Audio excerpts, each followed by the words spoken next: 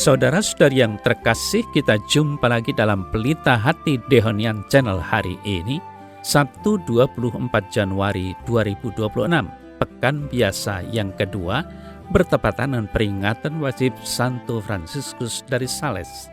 Bersama saya Romo Thomas Suratno SC dari komunitas SC Teluk Betung, Bandar Lampung, mendengar dan merenungkan sabda Tuhan, yakni firman Tuhan yang tersurat dalam Injil Markus, bab atau pasal 3, ayat 20 sampai dengan ayat 21.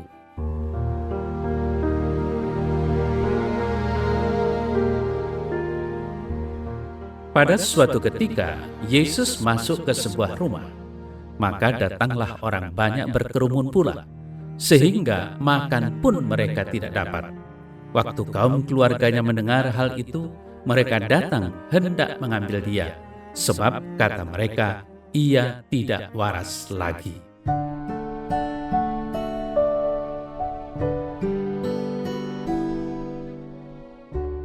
Saudara-saudari yang terkasih, warta Injil yang cukup singkat ini menggambarkan keprihatinan Yesus yang dikatakan atau difitnah sudah tidak waras lagi. Padahal kita tahu bahwa Yesus memperhatikan pelayanan bagi banyak orang, bahkan sampai makan pun ia tidak sempat. Tanggapan negatif atas perbuatan baik Yesus kepada banyak orang sehingga ia tidak sempat makan, datang dari orang-orang Farisi dan kemudian menggerakkan keluarganya sendiri untuk menarik Yesus dari tengah-tengah masyarakat.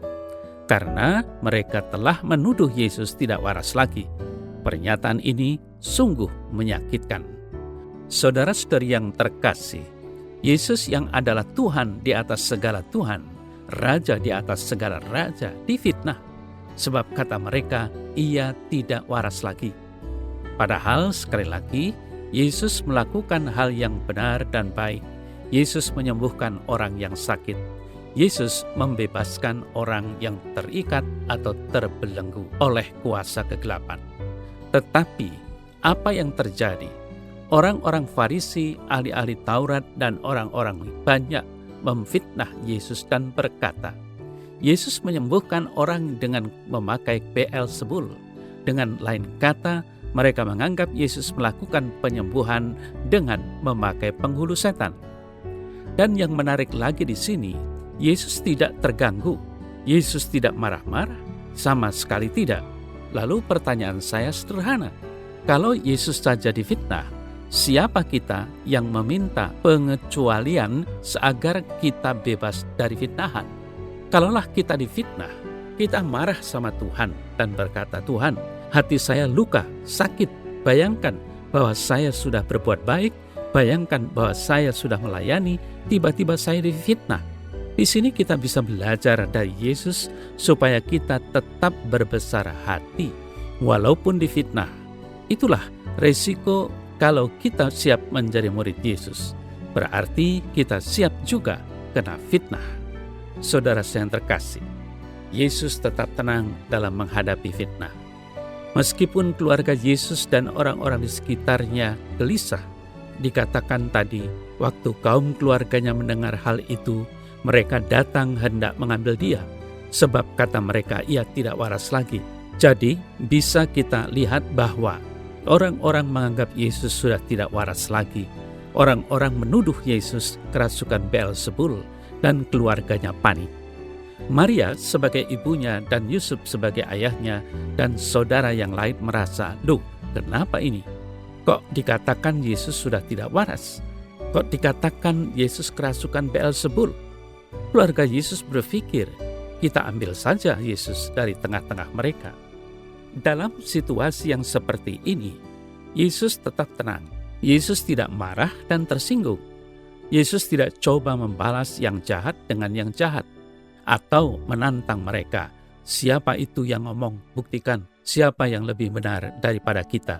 Saudara-saudari yang terkasih, bila kita menghadapi fitnah, hal pertama yang harus kita buat adalah tetap tenang. Janganlah mencari dukungan yang menurut saudara dapat mendukung saudara. Karena hal itu akan membuat saudara bertambah marah, membuat saudara lebih kuat dan berusaha menyerang orang yang memfitnah saudara. Sekali lagi, saudara yang terkasih, Yesus tenang meskipun saudaranya gelisah, karena Yesus tahu bahwa ia berjalan di jalan kebenaran. Orang berbicara apapun, Allah yang akan menyatakan kebenaran itu.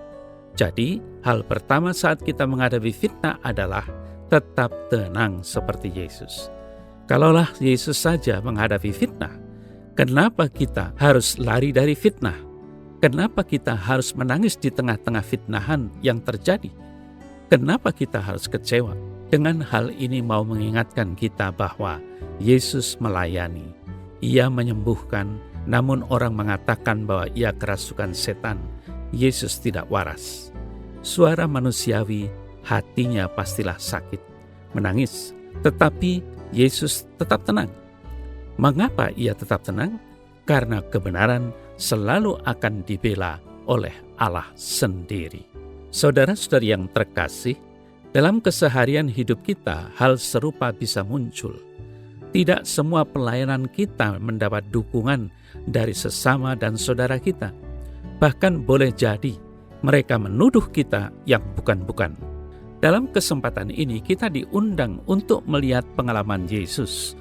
Yesus sendiri sudah terlebih dahulu diburuk-burukkan orang. Terlebih ia datang dari kalangan keluarganya sendiri.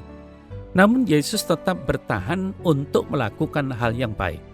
Karena Yesus tahu bahwa hal itu adalah kehendak Bapanya.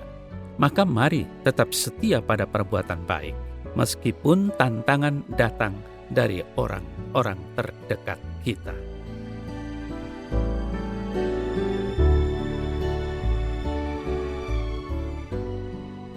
Dalam nama Bapa dan Putra dan Roh Kudus. Amin. Ya Tuhan Allah, berilah aku kekuatan dan ketabahan bila aku difitnah. Aku tetap akan berbuat baik demi kebaikan sesama dan kemuliaan nama-Mu. Terpujilah Engkau kini dan sepanjang segala masa.